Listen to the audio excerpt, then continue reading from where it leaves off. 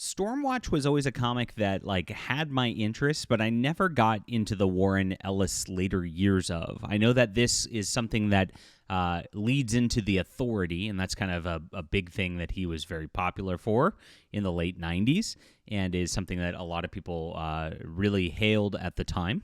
And I know that there's a movie coming out of the Authority, at least they're developing one in theory here, which is kind of interesting on that level.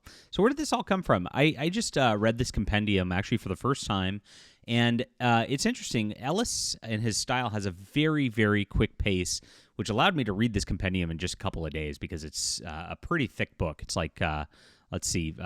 37 issues 37 through 50. Then there's a preview, which is a 0 issue basically, and 1 through 12. So that's 25-ish issues in here, and so it's around 600 and something pages. Probably actually tells me on the Amazon listing here.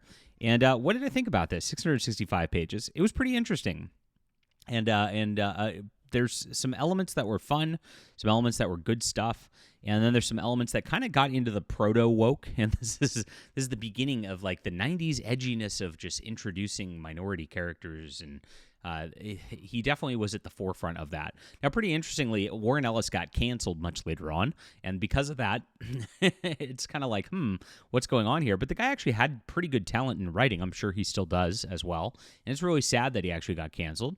And while this has some of that proto-woke elements to it, it definitely holds up pretty well as a storyline as it goes. And that, again, goes into the Authority at some point. So let's talk about all this. And as we talk about all things comics, please hit the like and subscribe button, everybody. And I am a comic creator myself. I want you to sign up for my newsletter just in case I lose you. I try to talk about everything that I feel like going on here. And sometimes the algorithm likes me better than others. I'm actually just doing a comic talk today. So I know that it's not going to do quite as well as some of the other YouTube drama stuff that goes on. But I'm trying to build a comic universe as well. I've got 9 graphic novels in development, and I want you to be on board here. This is absolutely free. You get 3 free books, including Flying Sparks Volume 1, which is the beginning of my superhero universe. It's a $50 value just for signing up. And here's the deal. I've got a bunch of stuff coming down the pipeline. I don't want you to miss it. So just stay in touch with me. I love being in contact with my newsletter supporters and all that on here as well. Get this in the description below. And also, if you want to support me right away and start reading, I do have an online store where you can get all of my books at any time. And so there's a lot of great options for you. A little something for everybody. I do sci-fi, I do fantasy, I do superhero, and you can get them digitally as well to make it easy for you if you're overseas and the like.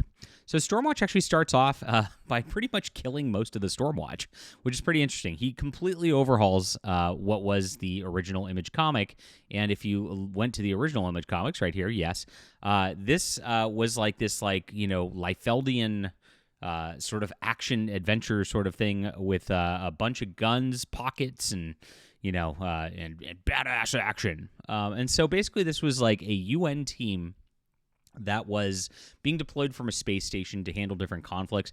They dealt with some conflicts that were very similar to what was going on in the 90s, like Bosnia and things like that, and where they'd encounter superhero teams and the like, and have to just fight. I really liked it when I was a kid. I remember when Stormwatch #1 came out, I was like, wow, this looks cool. And it's a #1. Wow, look at those muscles. And I was probably 13 years old or 12 years old or whatever. And so I enjoyed it. I got probably, I think, 6 or 7 issues back in the day. Spider-Man was my allowance, I would say. And so I'd get this periodically. I didn't have every issue. I had a few here and there, but I did enjoy it, and I didn't know it actually continued past a lot of that because I actually had forgotten about it over time and the like, and so this was one of those ones that was one of those original Image comics that didn't seem like it was really as popular as Gen 13 or Wildcats or whatnot. But I thought it had a little bit more charm than the other ones out there, to be honest.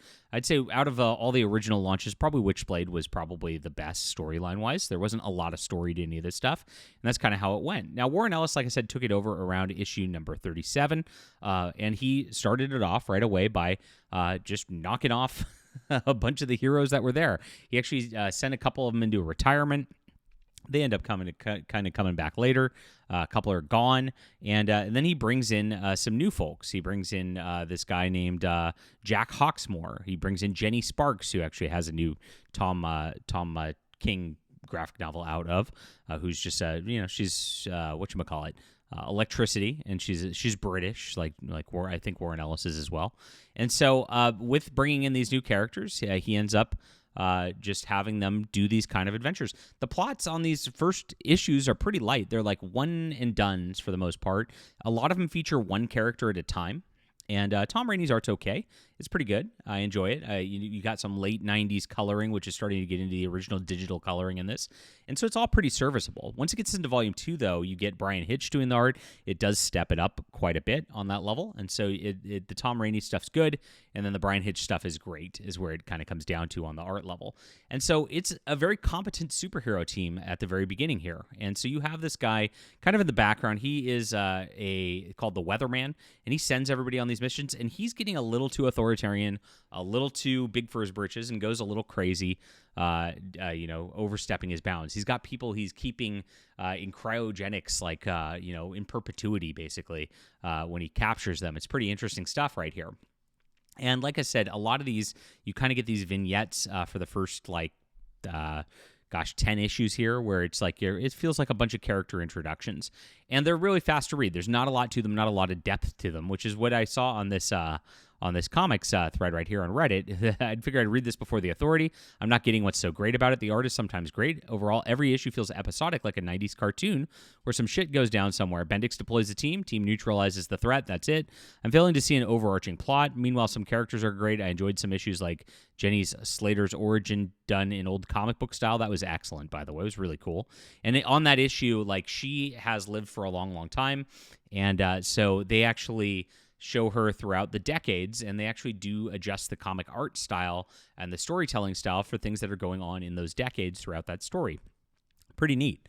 And so they say, what's it? And people say it's toned down the 90s imageness of the series, made it more sci-fi espionage comic than superhero fights with a bare minimum plot to justify them.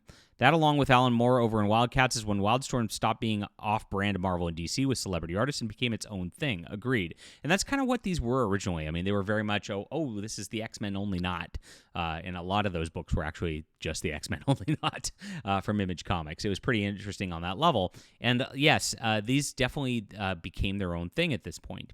And it's a good run, independent, all that, and one that's stood more in context than it does outside of it, is what they say. And I think it's fun. And honestly, what makes me happy about this book is that it is just a lot of standard superhero fare. I think that there is just that superhero team bit, sci-fi espionage, whatnot, which is just fun. You can read an issue and just get a whole story in an issue. There's not this grand depth, angry, nihilistic thing to it, which a lot of the sort of darker 90s stuff suffers from. And so this actually stands pretty well, and I enjoyed reading it. And that's something that I think there's not a lot of out there. So I think that Warren Ellis did a pretty good job on the writing on this stuff. Like I said, in Volume 2, it starts to pick up into something different. It starts to get into an overarching story. The Weatherman actually gets removed. They say he's killed, but he's not quite at first. And so Jackson King it becomes the Weatherman. This is where things start to change a little bit. So we have some 2-3-part adventures to start, and then they meet a couple of heroes called Midnighter and Apollo. And those people were from an original Stormwatch team that apparently was hidden and was super co-op or covert ops that nobody knew about before. And that's where, again, we start to get into the proto-woke, where the Weatherman's now been replaced by a black guy. The team leaders are women. And, of course, Midnighter and Apollo are this weird gay relationship that they just wanted to add that into things because they're trying to push the diversity thing at this point. So this is where, it's there. And what's interesting about it compared to current year, full woke stuff, is they don't start lecturing you about it. They don't stop the story and just be like, hello, as part of the LGBTQ community, I would like to blah, blah, blah, blah, blah, like they do in a lot of modern comics. These characters are just okay, they're this. And so that's why I call it proto-woke. And so Warren Ellis definitely paved the way to push things into that. And it's really funny because when this was out, right, this was new in that level. You didn't have a lot of comic books with that in it. Now, every character team has the exact same makeup. They say they're diverse, but they are not diverse. They've all copy-pasted this over and over again to look like it's some sort of Netflix casting, right? And that unfortunately, this like a creative thing at the time now is completely standard and like you can't get away from it. And that's what's more obnoxious than anything else at this point. So you see we've got Winter. He's the field leader at first. Fahrenheit is like your flame chick. You got Hellstrike, and he is just full plasma. Fuji's probably the coolest character. They don't really go a lot into him. They have one story where they give a backstory where he has great shame, which is a really good one as well.